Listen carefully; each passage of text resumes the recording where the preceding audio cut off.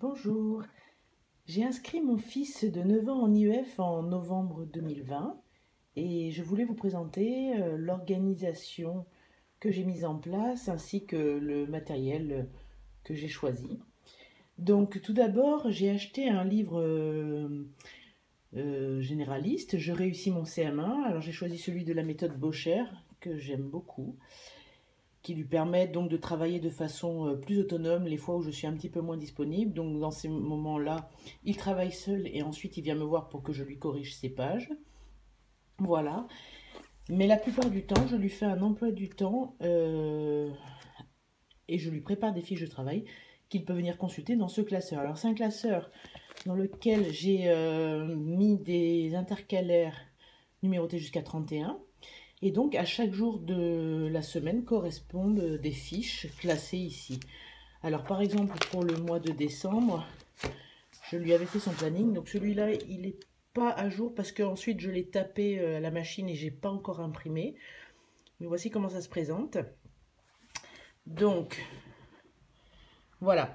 Le matin, il fait une demi-heure de lecture de 9 h à 9 h 30. Alors là, c'est la lecture plaisir, donc il choisit ce qu'il veut lire. Là, par exemple, Tintin ou Le Tour du monde d'Anaïs. Voilà, et ensuite, j'organise la journée en activités. Donc activité 1, 2, 3 et 4. Et à lui de voir s'il veut en faire 2 le matin, 2 l'après-midi, ou un peu plus le matin pour être un peu plus tranquille l'après-midi. Voilà, l'essentiel, c'est que les 4 activités soient faites. Alors là, par exemple, pour cette semaine, j'avais mis une fiche histoire, la naissance de l'écriture, fiche de révision, passé, présent, futur, maths, estimé. Alors, dans ce cas, je lui précise si c'est une fiche donc de son classeur. Alors, par exemple, ici, il y avait des fiches de conjugaison que j'avais découpées dans un vieux cahier de vacances qu'il n'avait pas terminé. Alors, il faut savoir que mon fils adore les cahiers de vacances. Et parfois, il reste des fiches. Donc voilà, j'en ai trouvé pas mal que j'ai pu découper, lui mettre dans le classeur et qu'il a pu finir comme ça. Voilà. Donc là, ce sont les fiches conjugaison. Bah tiens, là, voilà, une fameuse fiche de ces cahiers de vacances aussi. Hein. Là, une frise donc sur la naissance de l'écriture. Ici, je lui avais fait faire une carte de la France avec du papier calque pour placer les grandes villes.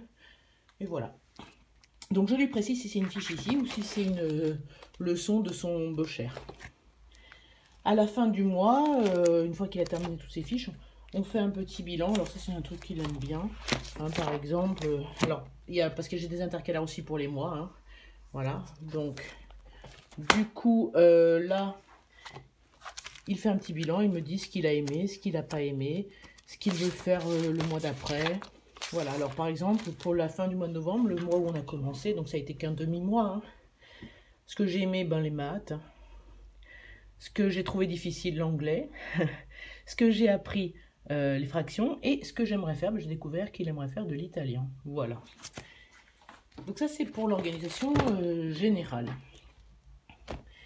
Alors bien sûr, le petit cahier de brouillon indispensable.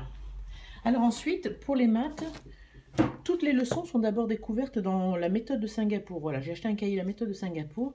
Donc, avant de faire les leçons du Bocher, il les travaille d'abord ici, puisque c'est une méthode vraiment très très bien pour découvrir des notions complexes. Et l'autre lui sert plus à approfondir la leçon finalement. J'ai trouvé sur le Bon Coin des aiguillons pour l'orthographe. Donc 1 € les 3 aiguillons, là j'en ai 2. Voilà, et ça permet d'approfondir des règles d'orthographe par des exercices méthodiques. Alors bon, il faut savoir que j'ai une méthode très scolaire et que mon fils est très scolaire, donc ce genre de méthode, ça passe très très bien, il fait ses exercices sans problème.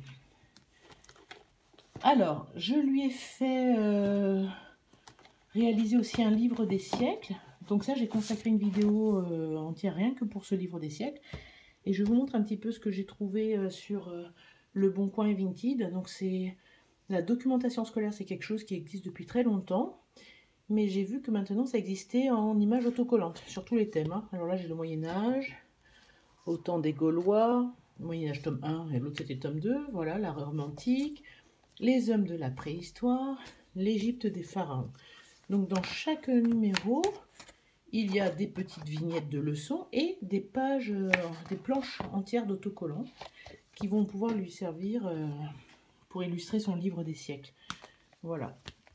Donc ça, j'en ai acheté des lots pas très chers sur le Bon Coin. Et il faut savoir que je me suis pas mal équipée sur le Bon Coin et Vinted. Alors le problème, ce qui est embêtant avec ces sites-là, c'est que la livraison est parfois plus chère que les articles. Mais au mois de décembre, ils ont fait plusieurs fois une promo à 99 centimes les frais d'envoi sur le Bon Coin. Donc j'ai pu commander pas mal de choses, dont ces aiguillons justement à 1 euro. Ces documentation scolaire. 2 répertoires comme ça que j'ai eu pour 2 euros pièce, alors que ça coûte extrêmement cher en librairie ça. Voilà, donc même avec les frais de port et les frais de dossier ou je ne sais pas quoi là, ça revient quand même vachement moins cher. De même, je lui ai trouvé pas mal de petits quotidiens thématiques et l'encyclopédie Mon Petit Quotidien. Donc là, il a le tome 1 et tome 2. Alors celui-ci, spécial collège, c'est peut-être plus pour ma fille qui est en 5e.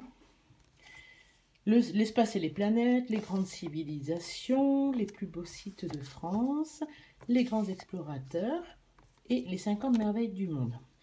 Donc, parfois je lui mets sur l'emploi du temps la référence d'une fiche, hein, donc la référence du petit quotidien où il doit aller pêcher sa fiche, le numéro de la fiche ou la page, hein, selon comment c'est organisé. Et il sait que ce jour-là, il doit donc aller voir la fiche en question. Alors par exemple, si je mets...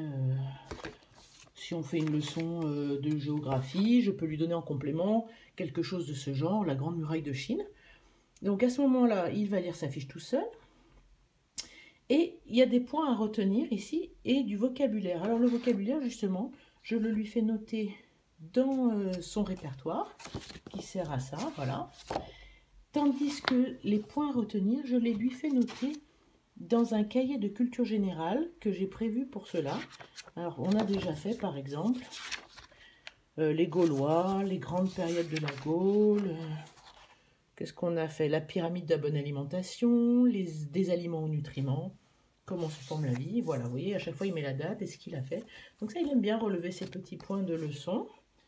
Et puis, l'idée, c'est de le réviser à la fin du mois, de relire un petit peu.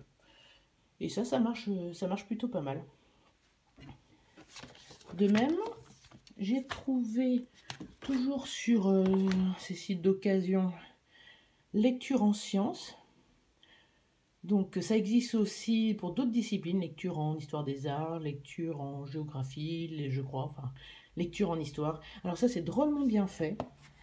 C'est-à-dire que pour un thème donné, comme par exemple ici, l'unité et la diversité du vivant, on va avoir une planche de bande dessinée, un extrait de conte, un extrait de texte documentaire, hein, voilà. Le fonctionnement du vivant, on va avoir une poésie, une fiche technique, un documentaire. Donc ça permet d'aborder des textes variés autour d'un même thème, et c'est drôlement ludique, et ça il aime bien, donc je lui en donne de temps en temps. Pour l'instant j'ai investi dans celui-ci, mais je compte bien en acheter d'autres, il en existe plusieurs. Donc ça c'est chez Hachette Éducation, c'est vraiment super, et pareil je ne l'ai pas payé cher. Donc c'est vraiment le bon plan d'acheter d'occasion, parce que parfois on a des livres dans un état vraiment neuf. Moi je ne sélectionne que les articles qui sont neufs avec étiquette, non, neufs sans étiquette, ou très bon état, comme neuf. Voilà, donc ça me permet d'avoir du matériel vraiment pas cher. Par exemple, j'ai acheté pour ma fille un livre de ce genre pour la 5e.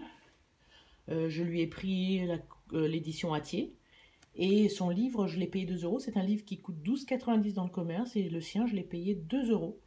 Et il était complètement vierge et dans un état impeccable. Voilà, donc ça vaut vraiment le coup. Voilà, j'espère que cette petite vidéo vous aidera, vous donnera des idées. Et puis, je vous souhaite bon courage pour cette aventure qu'est l'IEF. Au revoir.